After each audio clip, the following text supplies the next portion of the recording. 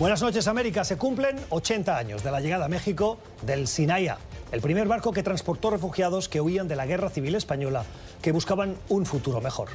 A las 5 de la tarde de ese 13 de junio de 1937, el llamado Buque de la Vida atracó en el puerto de Veracruz con 1.599 personas a bordo. Fueron los primeros migrantes españoles que se beneficiaron de la política de asilo del entonces presidente Lázaro Cárdenas del Río. Desde ese año y hasta el 42, se calcula que llegaron en barco a México más de 22.000 refugiados, gracias a la política de asilo del gobierno cardenista. Esa llegada masiva provocó un profundo debate en el México de la época. La prensa conservadora criticó la generosa apertura de fronteras y pedía refugiados con habilidades y formación. Y se difundieron acusaciones de contratación de esos inmigrantes en universidades u hospitales con condiciones más ventajosas que las de los nacionales. La polémica fue endureciéndose cada vez más en el precario entorno económico del México de finales de los años 30. Pero la respuesta a las críticas no amedrentó al presidente Lázaro Cárdenas, quien defendió la política de acogida de exiliados republicanos, explicando los beneficios que tenía para el país. La generosidad de México no solo ofreció un futuro a quienes huían de la violencia, la guerra y la persecución, también benefició al país que los acogía, cuyo gobierno no se dejó intimidar por las críticas internas, sino que defendió con contundencia su decisión. Son lecciones de la historia que hoy bien vale recordar. Son las 8 en Bogotá, Lima, Quito, las 9 en la costa este de Estados Unidos y Santiago de Chile, y las 10 en Buenos Aires. Y esto es Cuestión de Poder. Bienvenidos. Hoy en el programa, Trump asegura que aceptaría información de potencias extranjeras sobre sus rivales en la elección del 2020.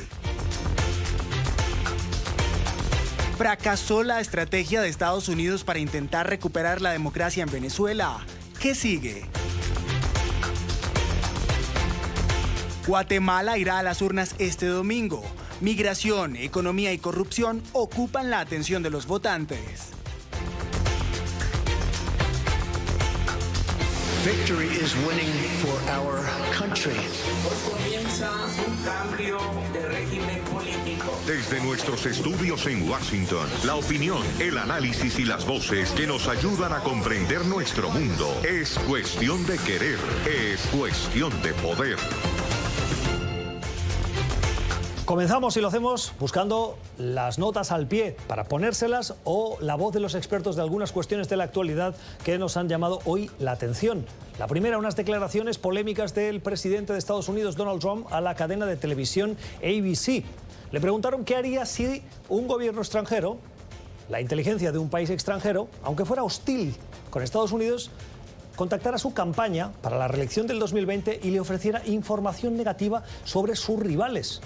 La respuesta de Trump: querría escuchar, me interesaría, y luego en función de lo que me digan, a lo mejor confirmaría o contactaría al FBI para darles cuenta. Bueno, esto ha creado un revuelo en Estados Unidos porque se considera injerencia.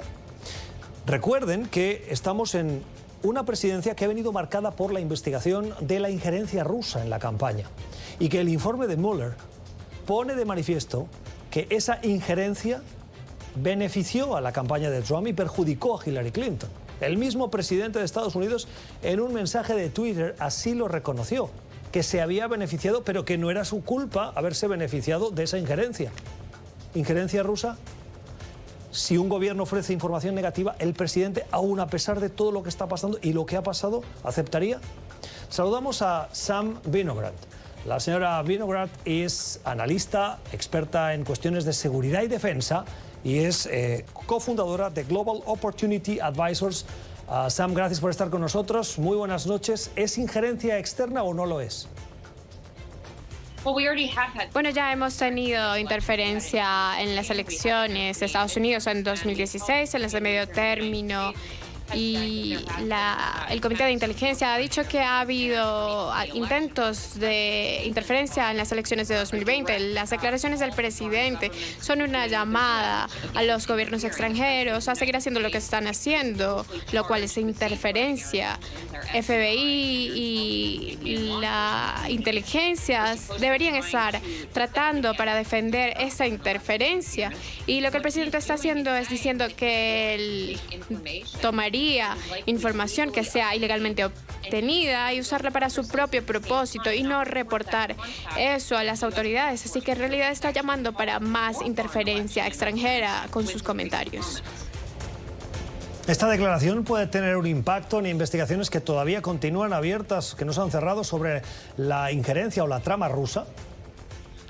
Creo que el presidente Trump está tratando de protegerse a sí mismo y está tratando de favorecer su agenda política para 2020. Él fue el candidato favorito de Rusia en 2016 y parece que eso pagó la cuenta porque está haciendo cosas que son favorecedoras para Rusia en detrimento de los Estados Unidos, y está claro que él está dispuesto a hacer todo lo que sea necesario para mantenerse en la Casa Blanca, incluyendo actividades potencialmente ilegales como tomar información de gobiernos extranjeros. En relación con su hijo no ha sido imputado con ningún crimen. El fiscal Mueller no lo imputó de actividades criminales. Dijo que no había suficiente evidencia para mantener una acusación. Así que creo que todo eso se trata del presidente Trump poniendo todo en una cesta, en una cesta política, en vez de actuar como un presidente y proteger a su país.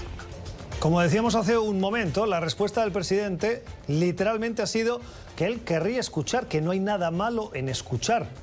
¿Qué opinan? ¿No hay nada malo? Eso no es cierto. Si usted es contactado por un gobierno extranjero como presidente de los Estados Unidos, usted en primer lugar debe tener a un miembro de su equipo en la habitación cuando alguien esté hablando por teléfono con usted o le manda un email. Usted tiene que hacerlo por un dispositivo seguro, y si incluso usted escucha y no lo reporta, tiene una obligación legal, así como una obligación patriótica, de reportar eso al FBI. Los gobiernos extranjeros no llaman al presidente de los Estados Unidos por coincidencia y dicen: tenemos exactamente la información que será de ayuda para usted, porque tenemos un gran amor por los Estados Unidos. Están haciendo eso para favorecer sus agendas, así que incluso escuchar a un oficial de gobierno extranjero y no reportarlo es incorrecto y potencialmente podría ser un crimen. Es el análisis de Sam Vinograd. Es analista en seguridad y defensa y es cofundadora de la iniciativa Global Opportunity Advisors. Señora Vinograd, gracias por haber estado con nosotros. Feliz noche. Otras cuestiones de la actualidad nos llevan a Venezuela. Un interesante artículo que publica hoy el diario ABC pone la lupa sobre la caída del interés que Estados Unidos le ha puesto o le está poniendo a la salida inmediata de Nicolás Maduro del poder. Y es que tras el fracaso de lo que se consideró como alzamiento cívico-militar del pasado 30 de abril, esta administración está buscando, dice el articulista, una salida a esa situación de Venezuela. ¿Qué ha pasado desde el punto de vista de la diplomacia estadounidense? De una agresiva campaña diplomática con algunas referencias incluso al uso de la fuerza, uso militar, a buscar cómo desactivar esa situación, buscando una salida rápida, sin todo el interés, sin toda la pasión, sin toda la fuerza que le estaban poniendo. ¿Ha cambiado la prioridad de esta administración con Venezuela? Y es que el tiempo corre en contra de Juan Guaidó, a quien Estados Unidos y otros más de 50 países del mundo reconocen como presidente encargado de Venezuela, pero el control del país hoy continúa en manos de Nicolás Maduro. Saludamos al autor del artículo, es Emili Blasco, es periodista del diario ABC y es director de Global Affairs, que es el Centro de Análisis de Cuestiones Internacionales de la Universidad de Navarra. Emili, gracias por estar con nosotros. Bienvenido. ¿Por qué decae ese interés de esta administración en la situación en Venezuela y particularmente en la salida inmediata de Maduro? Muy buenas noches. Bueno, el interés decae porque no se ha conseguido el objetivo primero, que era derribar una salida inmediata de Maduro. La administración Trump estuvo trabajando duro durante mucho tiempo preparando todos los elementos Y cuando todo eso estuvo junto y se dio digamos, las circunstancias para que eso se produjera, hubo elementos que fallaron, como todos sabemos, el 30 de abril. Y es muy difícil rehacer todas esas relaciones, recomponer toda esa trama. Por tanto, lo normal es que, fallado ese momento, no vuelva a hacerse algo parecido. ¿Qué estaría buscando ahora la administración Trump en Venezuela? Bueno, la administración Trump sigue teniendo digamos, el objetivo de un cambio en Venezuela.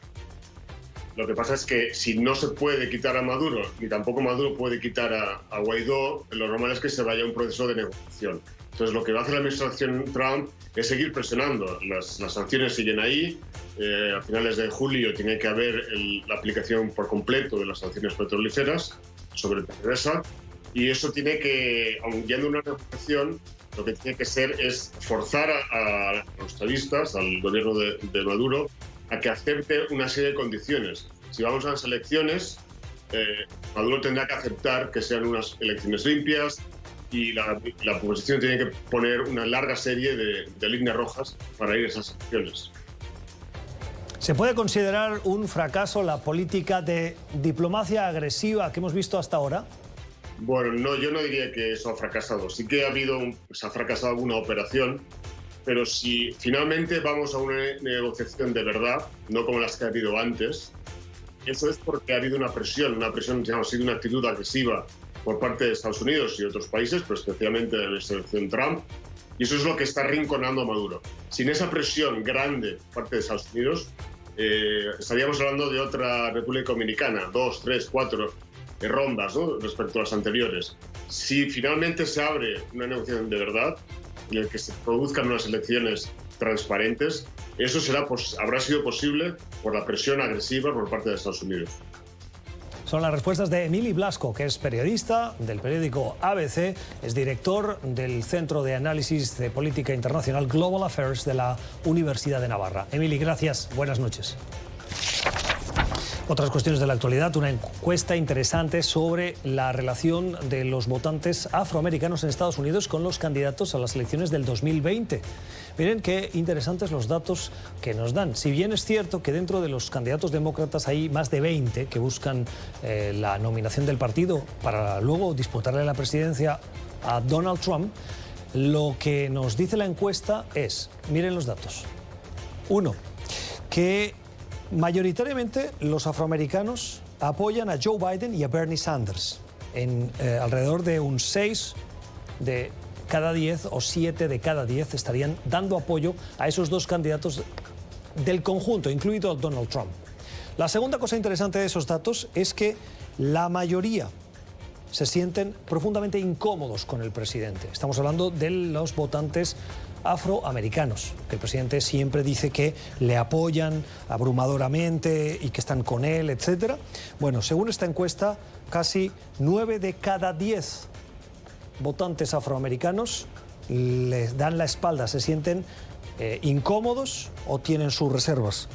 Y de los resto de votantes de candidatos demócratas, los votantes afroamericanos mayoritariamente los desconocen, no saben los nombres.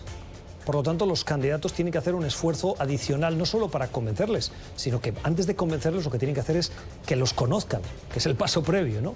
Fíjense que en el caso de Kamala Harris, de Cory Booker, de Elizabeth Warren y particularmente de Beto O'Rourke y de Pete Buttigieg, mayoritariamente los afroamericanos desconocen el nombre de sus candidatos. Es cierto que queda mucha campaña por delante, pero hoy claramente podríamos decir que los votantes afroamericanos de Estados Unidos apoyan a Joe Biden y Bernie Sanders abrumadoramente y rechazan abrumadoramente a el presidente Donald Trump en su intención de voto. Otras noticias de la actualidad nos llevan al Reino Unido, donde hoy los parlamentarios británicos conservadores han hecho la primera ronda para escoger entre 10 candidatos a quienes quieren o a quien quieren que sea el líder del partido tras la renuncia de Theresa May. Boris Johnson, quien fue secretario de Exteriores del gobierno británico, ha conseguido de esos 313 votos, que era una votación secreta, 114 y parece que lidera todas las encuestas y la intención de la mayoría de los parlamentarios conservadores para suceder a Theresa May. Boris Johnson es un escéptico del Brexit. Él no quiere un acuerdo con la Unión Europea y ha dicho que, si conviene, defiende el Brexit sin acuerdo, lo cual traería gravísimas consecuencias, no solo para la economía del Reino Unido, sino para la Unión Europea. Pero un interesante artículo de la revista The Economist, que se publica mañana y que hoy adelanta en su página web, pone sobre la mesa la advertencia de que cada vez hay más posibilidades de que ese escenario, del cual han intentado por activa y por pasiva evitar tanto Theresa May como la Unión Europea, extendiendo los plazos, que termina el 31 de octubre, parece que podría ser el que acabase imponiéndose. Fíjense que ahora van a empezar el Parlamento británico vacaciones, se van de vacaciones, igual que en la Unión Europea. Y al regreso están las negociaciones para elegir a los miembros que representarán a las instituciones comunitarias. Luego viene la cumbre de la Unión Europea a mediados de octubre y es a finales de octubre cuando termina ese Brexit, o el plazo para conseguir el acuerdo. Por lo tanto, hay muchas dificultades. Vamos a saludar a Óscar Guardiola, es profesor de Derecho Internacional en la Universidad de Londres. Señor Guardiola, gracias por estar con nosotros, bienvenido. ¿Crecen esas opciones? ¿Es cada vez más plausible pensar que va a haber un Brexit sin acuerdo? La elección de Boris Johnson a no solo el liderazgo del Partido Conservador, sino casi de manera automática y sin que medie una elección general a la primera magistratura de la nación del Reino Unido, implica precisamente la posibilidad mucho mayor de una salida del Reino Unido sin acuerdo. El propio Boris Johnson dijo ayer que, aunque de manera, como lo dijo de manera muy ambigua, aunque él no busca una salida sin acuerdo, al mismo tiempo debería el país estar preparado para salir sin acuerdo alguno, porque se supone que eso fortalece la posición de negociación del Reino Unido frente a la frente a la Unión Europea, lo que por supuesto carece de todo sentido real. El Reino Unido ha dicho que simplemente no cabe una negociación diferente de lo ya acordado. No son pocos los analistas y políticos que alertan de las consecuencias. ¿Cuáles serían, a su juicio, esas graves consecuencias de un Brexit sin acuerdo? Traería consecuencias económicas, sociales y políticas.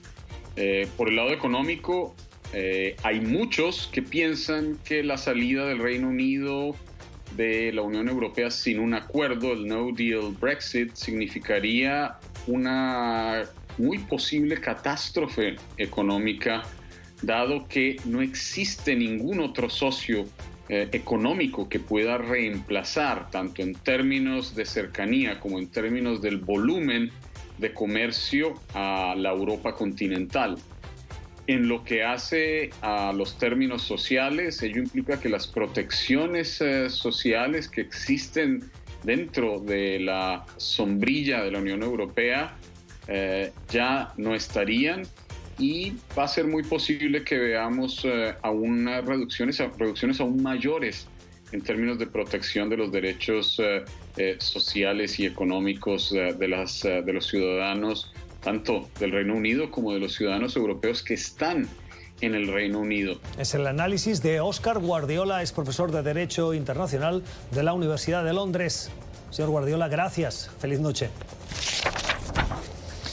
Y terminamos con la noticia positiva, con la mirada positiva, la que nos ofrece la familia Benson. La familia Benson vive en Inglaterra y el señor Benson, Paul Benson, recibió a sus 67 años una casa donde vivieron sus padres en Ghana. Ghana es un país que está situado en África, al oeste de África, al lado de Costa de Marfil, Togo y al sur de Burkina Faso. En ese país, en una pequeña localidad que está a más de 60 kilómetros de la capital del país, vivieron los padres del señor Benson en esa casa. En vez de venderla, ellos advirtieron que la población no tenía servicios sanitarios, no había centro de salud, y que para acudir a un centro de salud tenían que recorrer los habitantes de la pequeña localidad donde vivieron los antepasados del señor Benson a varios kilómetros y hacer horas de desplazamiento. Pues ellos han decidido que la casa la van a dar a una organización de atención de salud, de caridad, para que instalen en esa casa el hospital, el centro de salud que no tiene la población, de tal manera que así contribuyen a que los ciudadanos de esa pequeña localidad de Ghana, en el oeste de África, se vean beneficiados por una cosa tan básica como la que tenemos muchos de nosotros, que es la atención sanitaria. Ya volvemos. Tiempo para el análisis en Cuestión de Poder, hoy para dar una mirada a la realidad política centroamericana y particularmente no solo el Triángulo Norte, sino Guatemala. Este próximo domingo, más de 8 millones de guatemaltecos están llamados a las urnas. Eligen presidente y vicepresidente para el periodo del 2020 al 2024. Además, habrá elecciones en alcaldías, concretamente 160 diputados de las cámaras, 340 alcaldes y 20 congresistas del Parlamento Centroamericano. Hemos conocido en las últimas horas las encuestas de intención de voto. ¿Quién gana? Los indecisos. Pero si nos fijamos en los nombres, esos son los candidatos que dentro del conjunto de candidatos, que son muchos que se presentan, tienen más opciones. Lidera esa intención de voto Sandra Torres, que es ex primera dama y representa al partido Unidad Nacional de la Esperanza. Le sigue Alejandro Yamatei, que está en segundo lugar y es exdirector del sistema penitenciario, con ese casi 12% de intención de voto. Y finalmente Roberto Arzú, que es hijo del ex presidente y exalcalde Álvaro Arzú, con un 9%. Prácticamente podríamos decir que hay un empate técnico entre el segundo y el tercero. Esa realidad guatemalteca nos interesa porque Guatemala es uno de los países que hoy forma parte de ese acuerdo, o al menos de manera colateral de ese acuerdo entre Estados Unidos y México. Y es de Guatemala, además de Honduras y El Salvador, de donde sale gran parte de esa migración que atraviesa México para llegar a Estados Unidos. El próximo gobierno tendrá que hacer frente a los retos principales que tiene el país: la inseguridad, la pobreza, pero también la institucionalidad. Nos acompañan en el estudio Juan González, es analista político, es vicepresidente de The Cohen Group y ex asesor para el hemisferio occidental del ex vicepresidente de Estados Unidos, Joe Biden. Juan, ¿cómo estás? Muy buenas noches. Gracias por la invitación. Gracias por estar con nosotros. Y con Guillermo Pacheco. El señor Pacheco es consultor, es analista político, es consultor de Global Government Center y es o fue asesor político del Ministerio de Defensa de Guatemala entre el año 99 y el año 2007. Guillermo, ¿cómo estás? Muy buenas noches. Gracias por invitarme. Gracias. ¿Cómo llega Guatemala a esta cita electoral de este próximo domingo? Bueno, se tiene que resaltar aquí que estamos en pleno contraataque por las fuerzas de corrupción en el país, que se vieron fortalecidas con la salida de CICIG y ahora están tratando de, yo creo que, manipular el resultado electoral. ¿Qué es CICIG? Para que es la Comisión contra Corrupción en Guatemala. Fue creada después de los acuerdos de paz con el apoyo de los Estados Unidos, la administración Bush, para investigar investigar grupos paralelos que manejan actividades criminales en el país y han manipulado las instituciones de Guatemala. Después de los acontecimientos del 2014, donde la población guatemalteca se unió en contra de la corrupción, vio la salida del presidente Pérez Molina, casi 700 oficiales del gobierno han sido procesados por temas de corrupción. Estamos ahorita en un contraataque por ciertos grupos paralelos en el sector privado, exmilitares y exoficiales, que ellos pues no les conviene tener un candidato presidencial o en el Congreso que siga con esta campaña. Entonces han invalidado la candidatura de Telma Aldana y otros candidatos para tratar de prevenir que se fortalezcan esos esfuerzos anticorrupción. Telma Aldana, que fue fiscal general y que fue la fiscal que precisamente estuvo al frente de ese caso, que consiguió acabar con la carrera política del presidente Otto Pérez Molina, en lo que se conoció como el escándalo de corrupción de, si no recuerdo mal, La Línea le llamaban. Telma Aldana, que hoy no puede regresar a Guatemala porque está acusada y por eso su candidatura no forma parte del elenco de posibilidades de que los guatemaltecos la puedan escoger. Guillermo, tu opinión. Bueno, creo que nunca antes, si se puede decir así, Guatemala se había enfrentado a una incertidumbre política como ahora. Si lo vemos, han habido algunas elecciones con marcada confusión, pero creo que la que tenemos ahora es un ambiente político muy incierto, donde cuando nosotros podemos ver que los indecisos son el porcentaje mayor, donde vemos cuántos candidatos han sido sacados por cuestiones judiciales, guste o no, Telmaldana Ríos, un candidato, Mario Estrada, que fue detenido y está preso en Miami por temas de narcotráfico, otros 2 candidatos que fueron sacados de la contienda por corrupción. Cuando vemos ese panorama, es un panorama para decir, bueno, ¿cuál es el futuro mismo de Guatemala como país? Y la institucionalidad misma que está en juego en todo sentido, porque es alcaldes, diputados y el presidente y vicepresidente. Entonces creo que Guatemala, siendo la punta de lanza de Centroamérica, que es, y después analizaremos eso, vecino a México, y este esfuerzo desde Estados Unidos en el tema migratorio, creo que es preocupante la situación misma de Guatemala en este momento. La caída, Juan, de Otto Pérez Molina supuso un punto de inflexión en esa lucha contra la corrupción, el intento de recuperar la institucionalidad de Guatemala. Bueno, definitivamente. Después 2 presidentes, Portillo y después Pérez Molina, quien estaba pensando no extender el mandato de la CICIG. El vicepresidente Biden le dijo que él podía tomar sus propias decisiones, pero al fin y al cabo, si no aprobaban la extensión de ese mandato, que los Estados Unidos iba a retirar su apoyo por el país. No tuvo otra opción que extenderlo, y eso resultó en su salida y en su encarcelamiento. Y eso yo creo que le dio una señal a la comunidad civil, el sector privado aún, y varios otros grupos que en el pasado no se habían unido detrás de ningún tema, en pensar de que ellos podían cambiar la falta de institucionalidad de Guatemala, podían atacar y arreglar los problemas de corrupción del país. Pero aquí lo que tenemos que reconocer es que Guatemala es un país rico. Es la economía más fuerte de Centroamérica. El problema es el nivel de desigualdad, la concentración de riquezas en los sectores exportadores, y totalmente el ignorar el altiplano y las áreas donde las comunidades indígenas son prevalentes, que también son las mismas comunidades que son las que están emigrando hacia los Estados Unidos. Tengo aquí unos datos que pueden ayudarnos a poner un poco de contexto de cómo es esa realidad guatemalteca. El 79% de los pobres son indígenas en Guatemala, 79%. En las áreas rurales, 8 de cada 10 personas están en condición de pobreza extrema, no pobreza, pobreza extrema. Creo que está catalogado como quien vive con menos de $1 por día, si no estoy mal. Y casi el 40% de las mujeres indígenas mayores de 15 años no sabe ni leer ni escribir, lo cual dificulta mucho a la hora de ejercer su derecho a voto, y lo cual abre o bien a la no participación o bien a la manipulación de esos votos. Gustavo, y si puedo resaltar solo un punto final, es: yo fui voluntario de Cuerpo de Paz en el altiplano guatemalteco, viví en estas comunidades indígenas. La única vez que uno veía la presencia del Estado era antes de las elecciones, donde venían a repartir azúcar y maíz.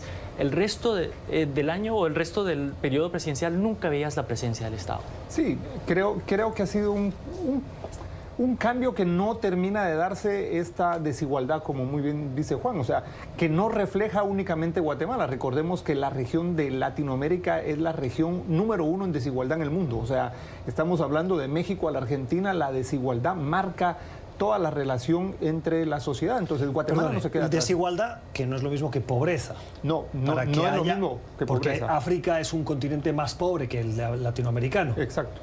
Pero la desigualdad es número 1, es cierto. Cuando vemos los índices de pobreza no se acerca al África, pero claro, tiene Guatemala en el oriente del país unos índices de desnutrición infantil parecidos a los del África, por decirlo de una manera. Esa concentración de recursos, de riqueza, Juan decía o describía a Guatemala como un país rico, ¿se debe a la corrupción?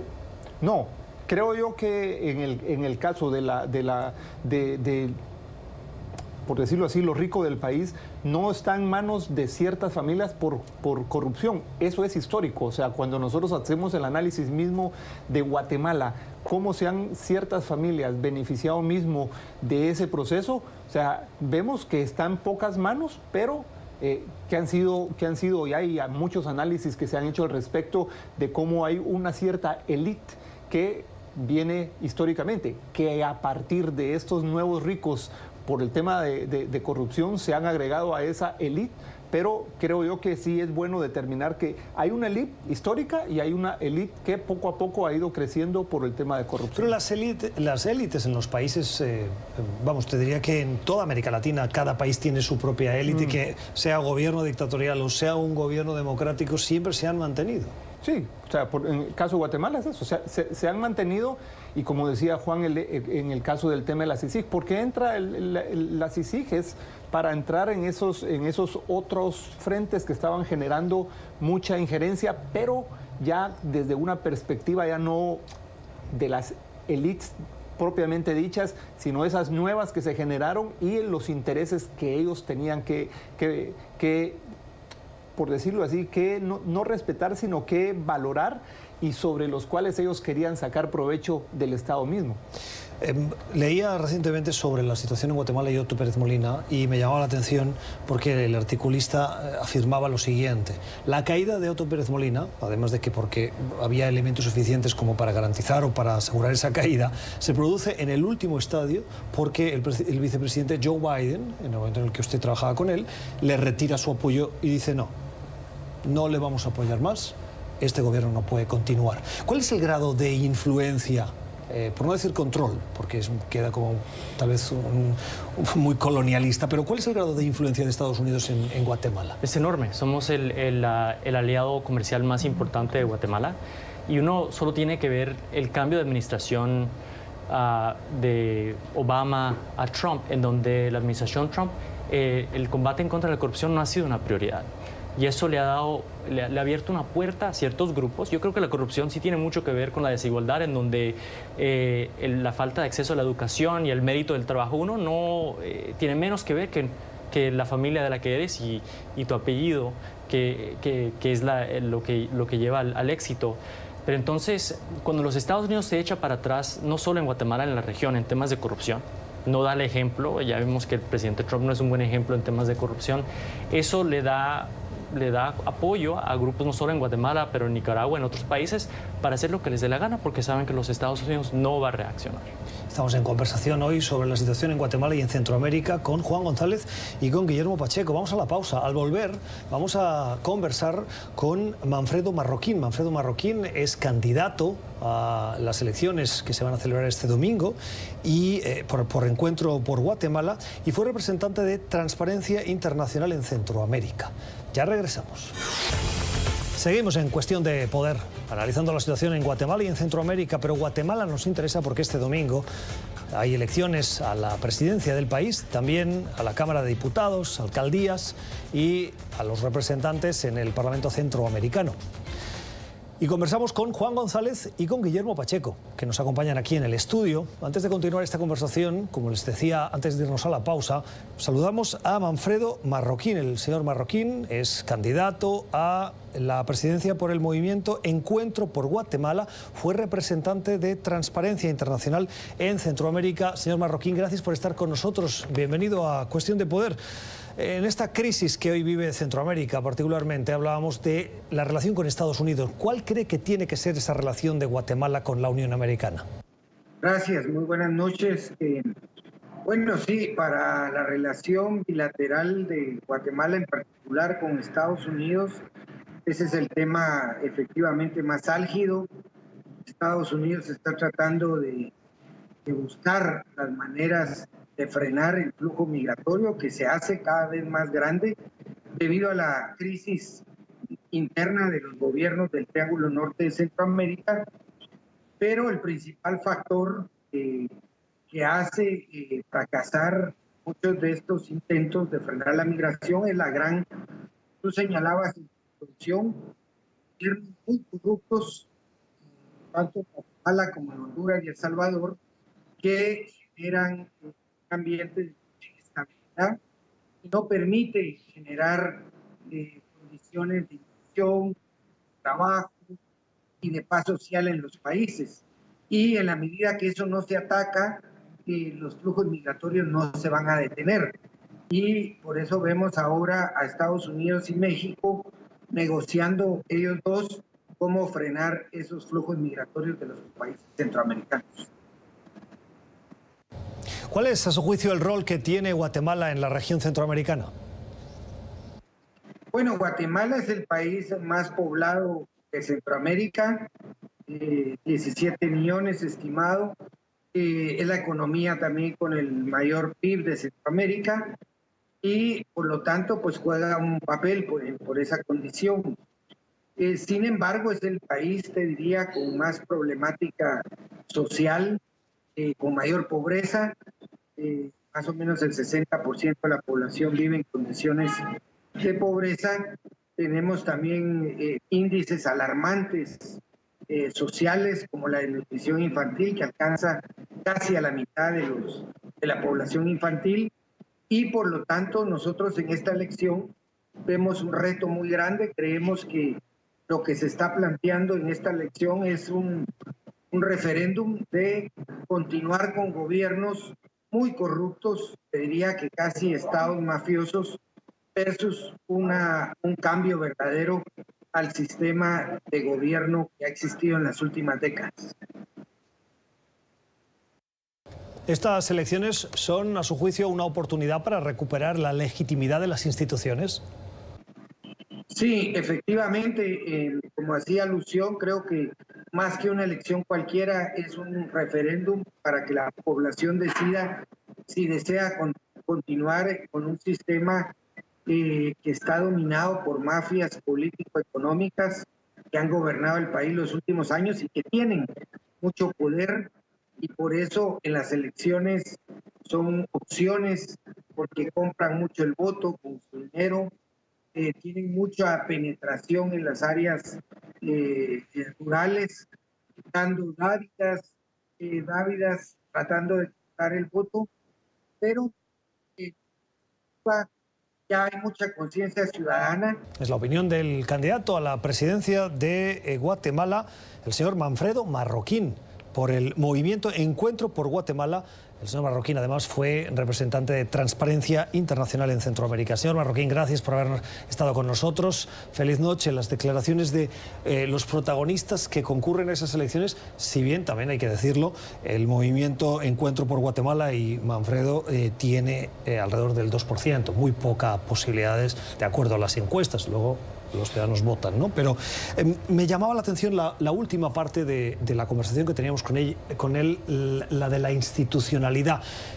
¿Estas elecciones pueden suponer un paso adelante en la recuperación tan necesaria de esa institucionalidad? Podría ser, y diría yo que al final de cuentas en cada elección lo que tiene que reforzarse es la institucionalidad. En cuanto más legitimidad tenga un proceso electoral, legitima más la institucionalidad. Digo, en el sentido de que si tenemos un proceso electoral transparente con gente con gente de visión de estadistas, si lo podemos decir de esa manera, obviamente la institucionalidad no solo será reforzada, sino legitimada. Claro, una cosa es el proceso electoral, la otra, por ejemplo, estoy pensando en El Salvador. El recién juramentado presidente está haciendo, dice la oposición, una limpieza de la oposición de cargos públicos con la voluntad de recuperar el control de las instituciones. Y eso lo ve la oposición como una caza de brujas. Pero el esfuerzo busca eso. ¿Qué tendrían que hacer los candidatos que ganen estas elecciones, el candidato que gane para esa institucionalidad? Pues mira, no es una cacería de brujas, pero al final de cuentas tiene que hacer lo mismo. O sea, porque obviamente si él quiere poner una limpieza, y más que limpieza, un proceso de legitimidad, él tiene que cambiar a mucha gente. No estoy de acuerdo como lo ha hecho el presidente Bukele, que lo hace a base de Twitter. Sí, o sea, a base de Twitter, pero es evidente que en un proceso electoral posterior, para cuando llegue un nuevo presidente, tengan que salir, digamos, gente normal, pero en el caso de llegar a querer institucionalizar, pueden salir más de los que normalmente pueden salir. Claro, Juan, si gana Sandra Torres, con el pasado político que tiene, esa tarea de recuperar las instituciones poniendo personas independientes es más difícil. Sí, Gustavo, tú sabes que yo sufro de un optimismo canino, pero lo que se va a tener que ver es qué hace Sandra Torres, qué pasos va a tomar. Hay tres cosas que tiene que hacer el candidato, el próximo presidente de Guatemala. El primero es en qué tipo de gabinete va a escoger y qué tipo de políticas van a enfatizar, cómo se va a llevar como presidente, cuál va a ser el ejemplo. El segundo es qué tipo de legislación que ya va a tener tendría la coalición más grande, más amplia. Hay varios proyectos de ley que tienen que pasar no solo para asegurar transparencia, pero también para asegurar que hay leyes que tal vez no castiguen demasiado al sector privado, pero sí les impongan multas o citaciones por el mal manejo de contratos. Uno de los grandes problemas creo que se vio durante los primeros años de la administración de Morales fue que las únicas herramientas que tenían los fiscales eran cargos criminales en contra del sector privado. Eso se tiene que arreglar. Y en tercer lugar, en el sector privado, el nivel de ética de estos empresarios, si ellos, como en Colombia y en otras partes del mundo, el sector privado, si ellos no apoyan estas reformas, no van a pasar. Ellos se tienen que adueñar del reto. Guatemala forma parte también de la actualidad de estos días, no en primera persona, pero sí como parte de las noticias por ese acuerdo, lo decíamos al principio, entre México y Estados Unidos y México en un intento de frenar la inmigración irregular que viene del Triángulo Norte, pasa por Guatemala, entra en México y busca llegar a Estados Unidos. Le estamos poniendo mucha atención a lo que está haciendo México, por voluntad también de esta administración, cómo se cumple ese acuerdo. Y lo que sabemos es que el gobierno de Andrés Manuel López Obrador ha desplegado en la frontera 6.000 miembros de la Guardia Nacional Mexicana con un intento como un ejercicio para contener esa llegada de migrantes. Pero no oímos nada de Guatemala. Lo normal es que si un país militariza la frontera, el país afectado que comparte frontera con eso reaccione. ¿Por qué no está reaccionando, y más en plena campaña electoral, que muchos candidatos podrían utilizar eso como elemento para rodearse o vestirse con la bandera de la defensa nacional? Y no lo estamos viendo, no forma parte de la esencia del debate.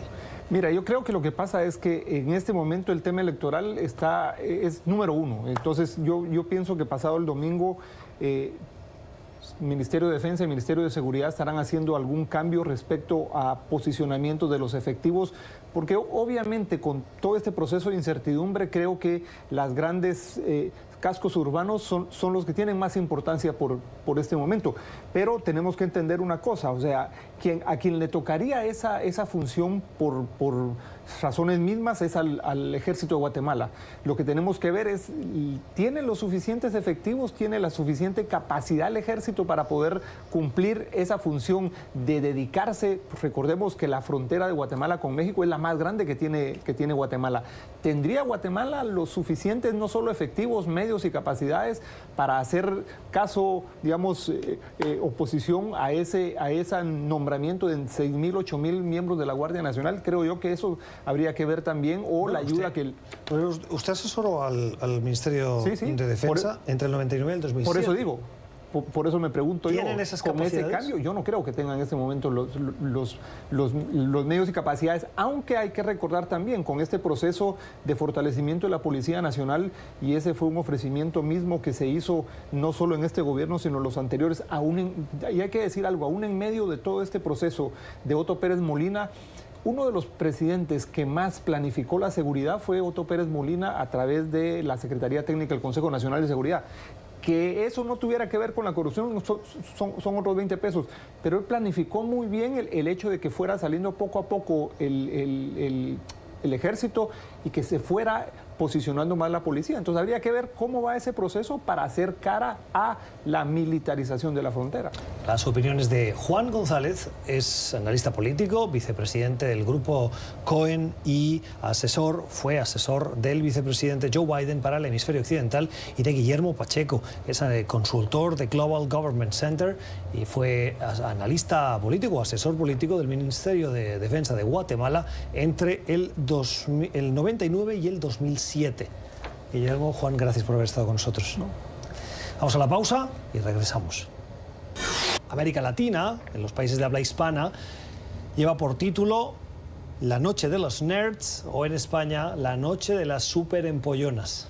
Queda anotado para, como mínimo, reírnos un buen rato. Para reírnos, y bueno, es una comedia que es algo ligera y que ha recibido muy buenas críticas, que es lo sorprendente, ¿no? Estrenó en South by Southwest en marzo de este año y desde ahí, bueno. Y las buenas críticas también llegan de la mano de Alexandra Colonna Mil. Gracias, Alexandra. A ti, Gustavo. Vamos a las redes sociales.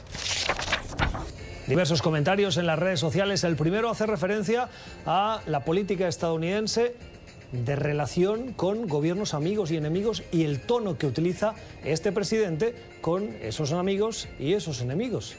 Cierto, personalmente no me importan las políticas exteriores de Trump. Es demasiado hostil con los vecinos pacíficos y demasiado relajado con los torcidos. Dejó ir libre a Maduro mientras los venezolanos morían de hambre. Deberíamos haber sacado a Maduro hace mucho tiempo. Gracias, Daniel, por su mensaje. Esa diferencia del presidente Trump con quien se considera un país amigo, México, y con quien se considera un país hostil, Venezuela, y esa relación. Otra cuestión de la actualidad de la que no nos hemos hecho eco en el programa, pero que forma parte de las noticias, es la decisión de la Corte Constitucional en Ecuador de aprobar el matrimonio igualitario. El debate muy enconado. 2 ejemplos. El único matrimonio que existe es entre hombre y mujer, fin. En la vida real, qué lejos estamos de respetar al otro. El matrimonio igualitario en Ecuador no es una amenaza a la familia, la falta de respeto, la agresión, la infidelidad, la falta de palabra y de compromiso. Sí dañan a la familia. Así terminamos. Gracias por la generosidad de su tiempo, siempre confiando que hayan aprendido como lo hemos hecho nosotros con nuestros invitados. Que tengan una feliz noche.